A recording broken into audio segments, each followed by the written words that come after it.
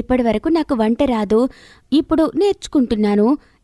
ఇక జీవితాంతం ఆకలి అన్నప్పుడల్లా నీ దయ కోసం మేమందరం ఎదురు చూడాలా అంటూ తోడికోడలతో గొడవకి దిగింది.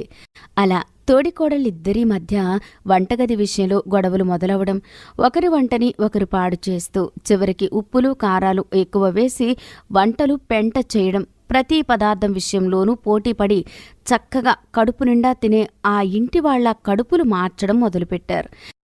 ఇక ఒకే వంటగదిలో ఇద్దరు కోడళ్లు పడిచేస్తున్న రాద్ధాంతం చూసి చూసి విసిగిపోయిన అత్తగారు శిల్పాగ్రద్ద ఒకరోజు కోడళ్ల మీద ఇలా కేకలేస్తుంది.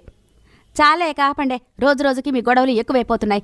మీ గొడవల వల్ల ఇంట్లో ఎవరికీ కడుపు నిండా తిండే లేదు, మనశ్శాంతి లేదు.